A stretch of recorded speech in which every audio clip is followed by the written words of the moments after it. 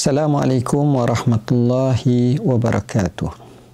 Alhamdulillah wassalatu wassalamu ala Rasulillah wa ala alihi wa sahbihi wa mawalah, amma ba'd. Sidang penonton yang dirahmati Allah sekalian, saya tajukkan dengan tajuk inspirasi hidup. Pada pagi yang mulia ini, sengaja saya nak bincang secara ringkas untuk tenunang kepada kita, renungan kepada kita. Kita menenung, kita merenung dan kita fikir. Tajuknya mudah. Mengapa kita merasa malas atau berasa malas? Fikir punya fikir, saya buat beberapa kesimpulan terjadinya sifat malas pada kita ini. Antaranya adalah biasanya kerana kita telah merasa cukup dan selesa apa yang kita ada. Cukup dah. Jadi menggerak ke arah kerajinan tu tidak perlu. Momentum nak arah rajin tu tak perlu sebab kita cukup dah. Dan kita rasa selesa apa yang kita ada. Keduanya boleh jadi kerana kita merasakan bahawa tiada keperluan untuk dapatkannya. Hampir sama. Jadi muntalak ataupun penggerak ke arah untuk mendapatkan kerajinan itu kerana keperluan bagi kita nak dapat tu, kita rasa tak perlu. Tiada keperluan. Nak berusaha buat apa? Kerana kita tidak merasakan keperluan. Depan rumah kita ada tanah terbentang luas, milik kita, ayah kita, keluarga kita. Dibiarkan begitu saja tanpa ditanam padi, diusahakan tanaman. Kerana apa? Kerana kita rasa tiada keperluan, cukup apa yang ada dan kita selesa. Dan begitu juga bagi kita ada lagi cara yang lebih mudah untuk kita dapatkannya dan kita telah dapatkannya. Ini poin yang kedua, hampir sama dengan poin yang pertama. Yang ketiga, mengapa kita malas? Kerana kita kadang-kadang tersilap dalam memilih rakan taulang, sehingga akhirnya rakan-rakan juga sifatnya sama, pemalas dan tiada matlamat hidup. Saya bukan kata semua, sebahagian. Kerana rakan-rakan kita lah yang mewatakkan kita, yang mengkarakterkan kita, yang kita akan terpengaruh dengan sifat dan sikap mereka. Ingat masa kecil, kadang-kadang saya tengok di kampung ada wakaf berhampiran tepi jalan dan kedai makan. Yang duduk wakaf tu adalah orang yang hampir sama. Setiap hari, pemuda, pagi, selepas bangun tidur, pergi sarapan, duduk di wakaf. Sampai tengah hari, balik makan. Kemudian, petang pergi pula, duduk di wakaf. Itulah rutin hariannya. Hampir setiap hari. Kenapa? Kerana orang yang ada bersamanya, dia merasa selesa. Jadi mereka duduk begitu saja. Akhirnya semangat ke arah untuk keluar daripada belenggu kemalasan tidak akan berlaku. Yang seterusnya, kenapa kita jadi seperti ini?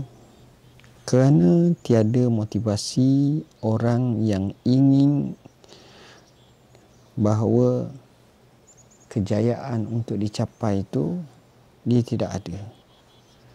Tidak ada.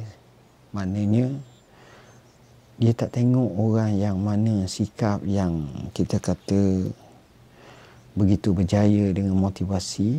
Jadi bila dia tiada motivasi seperti ini, dia duduk dalam golongan yang hala tuju pun kita kata tidak jelas.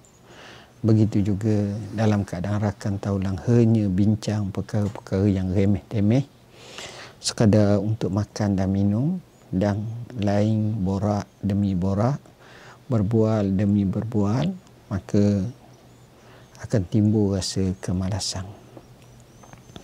Antara poin yang menyebabkan seorang itu akan menjadi malas, kerana boleh jadi dalam hidupnya dia telah selesa dengan kegagalan dan ketidakcapaian. Jadi bila dah dalam keadaan begitu lama dibelenggu dengan mindset, dengan pemikiran seperti itu, maka bagi mereka tak apa dah. Inilah kehidupan. Sedangkan kehidupan ada cara untuk kita ubahnya. Antara sebab menyebabkan seorang itu malas adalah kerana belum merasa manisnya rajin dan dapatan hasilnya. Bila tak pernah rasa manis rajin, apatah lagi natijah serta hasilnya, maka di situ kita rasa bahawa dia tidak ada apa-apa. Dua pelajar, satu yang amat rajin dan cerdik, satu yang biasa dan malas. Kedua-duanya sama tingkatan, sama belajar. Kedua-duanya sama ke sekolah. Tapi yang rajin ini, dia akan rasa manis dan hasilnya rajin itu bila keputusan akhir peperiksaan. Cemerlang, terbaik dan berjaya.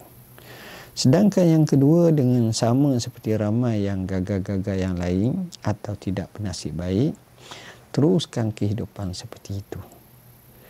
Bayangkan kalau dia dapat berada bersama dengan orang yang rajin, yang bersemangat ini, satu tempoh tertentu akan berubah dalam kehidupannya itu.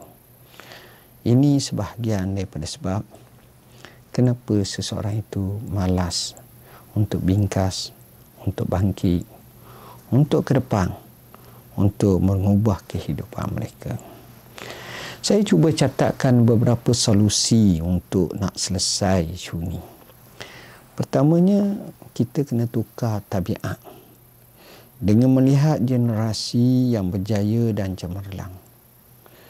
Saya sengaja menyebut satu puak yang ramai, generasi. Kerana kelompok kejayaan ni, pattern, sikap dan sifat hampir sama semua. Carilah orang yang berjaya dalam perniagaan, berjaya dalam politik, berjaya dalam sukan, berjaya dalam apa bidang yang dicebur. Kuncinya rajin. Kuncinya dia buang sifat malas. Kuncinya bersungguh. Kuncinya ingin mencuba. Kuncinya keluar daripada kepompong kemalasan, membawa kepada keaktifan kerajinan yang bersungguh-sungguh. Hasilnya mereka akan dapat rasa. Salah satu daripada solusinya, kita kena tukar tabiat. Innallaha la yughayyiru ma biqaumin hatta yughayyiru ma bi anfusihim. Sesungguhnya Allah tak ubah satu kaum tu kecuali mereka mengubah diri mereka sendiri. Keduanya, sentiasa muhasabah diri dan mencari keberuntungan hidup di dunia dan di akhirat. Macam mana? Kita ni kenapa ada? Apa tujuan? Kenapa jadi begini? Bagaimana nak jadi yang lebih baik? Orang senang, takkan kita tak nak senang. Orang berjaya, takkan kita tak nak berjaya. Orang kaya, takkan kita tak nak kaya. Orang hidup selesa, takkan kita tak nak hidup selesa. Orang dapat menapak ke hadapan jauh, takkan kita masih terkia-kia seperti itu. Jadi, kalau kita sentiasa muhasabah diri, menyebabkan kita mengambil satu tindakan untuk kita terus berjaya. Antara solusi yang saya lihat adalah kita mula rajin membaca. Membaca yang terbaik adalah membaca sejarah. Disebut iqra'ut tarikh fa innahu khairu syahidin.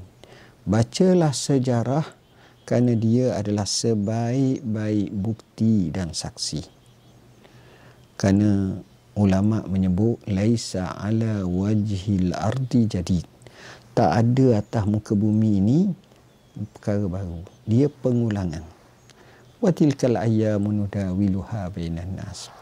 Begitulah hari-hari yang kami putarkan di kalangan manusia. Membaca sejarah bangsa dan negara yang mundur, kita akan dapat kenapa natijah terjadi begitu.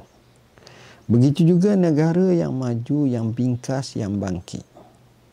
Jepun selepas dibomkan di Hiroshima dan Nagasaki 1945 September, tapi apa yang berlaku, hanya 40 tahun bangkit menjadi gergasi ekonomi dunia. Setengah negara lain 40 tahun masih lagi tak ada perubahan. Setengah negara lain makin teruk dan meranap dalam keadaan amat letih, bahkan dikategorikan negara mundur, tapi dia tidak, dia bingkas. Kenapa kita perlu untuk melakukan perubahan, untuk keluar daripada kepompong malas ni? Bagaimana caranya, solusinya? Saya melihat, walaupun saya letakkan poin terakhir, tapi itu hendaklah diamalkan sentiasa, iaitu kita banyakkan doa serta memilih sahabat yang rajin, yang hebat. Kerana bila kita pilih, dan kita juga akan terbentuk dengan sifat yang merencik pada kita, yang akan menukarkan kehidupan kita untuk menjadi maju dan berjaya. Bahkan kita ikut orang-orang yang hebat ini. Orang Arab kata, fatashabbahu illam takunu mislahum inna tashabbuha bil kirami falahu. Kamu ikutlah mereka sekalipun kamu tidak setara dengan mereka, kerana mengikut orang yang berjaya sudah pasti akan membawa kemenangan dan kejayaan. Poin yang terakhir, banyakkan kita doa.